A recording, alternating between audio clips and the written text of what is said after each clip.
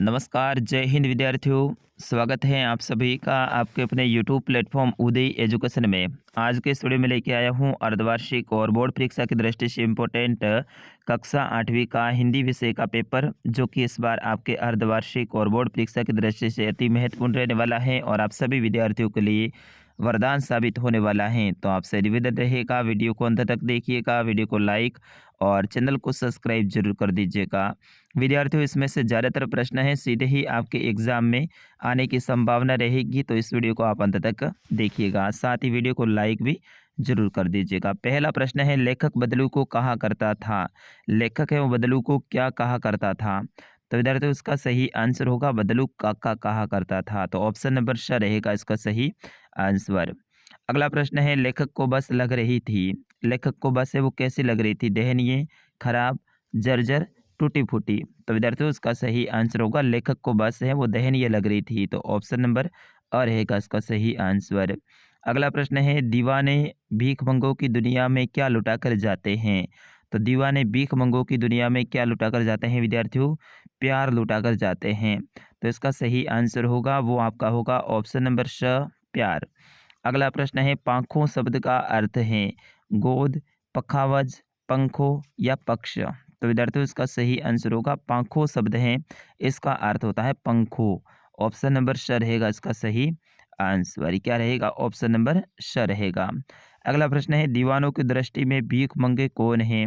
तो दीवानों की दृष्टि में भीख मंगे हैं वो दुनिया में सुख सहन और प्यार बांटने वाले व्यक्ति हैं। अगला प्रश्न है, भगवान की डाकिए कविता किसके द्वारा रचित है? यानी भगवान की डाकिए जो कविता है उसके लेखक का नाम आपको लिखना है। फिर उसके बाद में प्रश्न संख्या 7 है, कविवर रविंद्रनाथ ठाकुर ने भगवान से क्या प्रार्थना की है? बहुत इंपॉर्टेंट ये प्रश्न है, इसको भी अच्छे से याद कर लीजिएगा। अगला प्रश्न है, अंतरिक्ष के पार लोग क्यों गए थे? विद्यार्थियों, ये भी बहुत इंपॉर्टेंट प्रश्न है कि अंतरिक्ष के पार लोग हैं वो क्यों गए थे। फिर उसके बाद में अगले प्रश्न की ओर बढ़ते हैं। अगला प्रश्न है, झरती हुई पत्ती थामने को बैठा एक हाथ से क्या तात्पर्य है? बहुत इंपॉर्टेंट ये भी प्रश्न है, झरती हुई पत्ती थामने को बैठा एक हाथ से क्या तात्पर्य है? अगला प्रश्न है, पाठ की तीसरी साखी जिसकी एक पंक्ति मनुआ तो दहु दिसी फिरे ये तो सुमरिन नाही के द्वारा कबीर क्या कहना चाहते हैं? तो ये आपको बताना है, बहुत इंपॉर्टेंट है ये। आपके ज़्यादातर प्रश्न है हिंदी में से अन्य महत्वपूर्ण के जो प्रश्न हैं उनमें से आते हैं, तो आप अपने पासबुक से अन्य महत्वपूर्ण के प्रश्न याद करें। आपके बोर्ड की परीक्षा में अन्य महत्वपूर्ण के प्रश्न लगभग 70 से 80% आते हैं और आप ज़्यादातर विद्यार्थी क्या करते हैं, पाठ्य पुस्तक के प्रश्न याद करते हैं। तो अन्य महत्वपूर्ण का ये प्रश्न है, बहुत इंपॉर्टेंट है, अच्छे से याद कर लीजिएगा। फिर उसके बाद में अगला प्रश्न है वो है प्रश्न संख्या 11, साइकिल आंदोलन से पुडुकोट्टी की महिलाओं के जीवन में कौन कौन से बदलाव आए हैं? बहुत इंपॉर्टेंट ये प्रश्न है, अच्छे से याद कर लीजिएगा साइकिल आंदोलन वाला।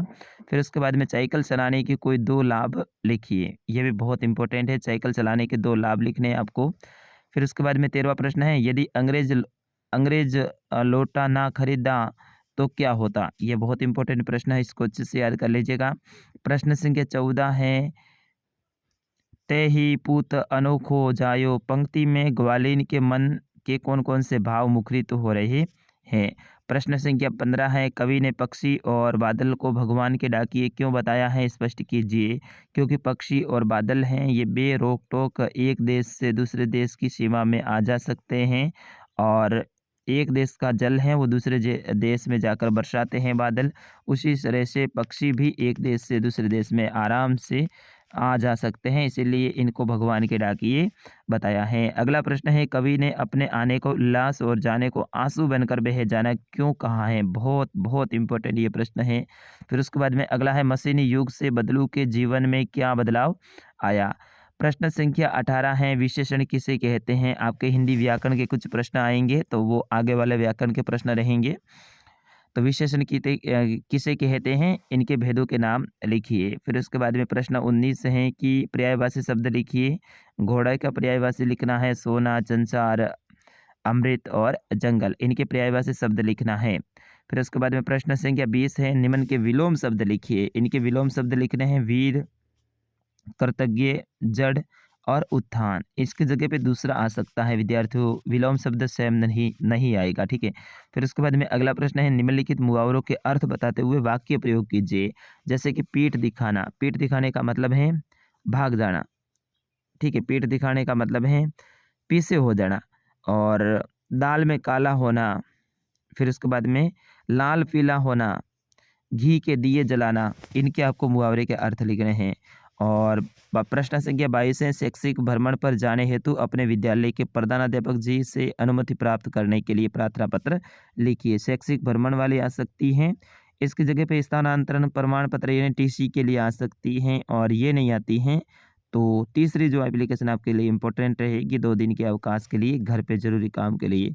तो ये 3 एप्लीकेशन को अच्छे से याद कर लीजिएगा। और प्रश्न संख्या 23 है, निम्न में से किसी एक विषय पर 200 शब्दों में निबंध लिखना है। बाल विवाह एक अभिशाप, बेटी बचाओ बेटी पढ़ाओ और विद्यार्थी जीवन में अनुशासन, इनमें से किसी एक के ऊपर आपको निबंध लिखना है। तो विद्यार्थियों, ये आपके हिंदी का पेपर है, पूरा पूरा अच्छे से मैंने समझाया है। एक बार दोबारा से इस पेपर को पूरा पूरा देख लीजिएगा और अच्छे से याद कर लीजिएगा।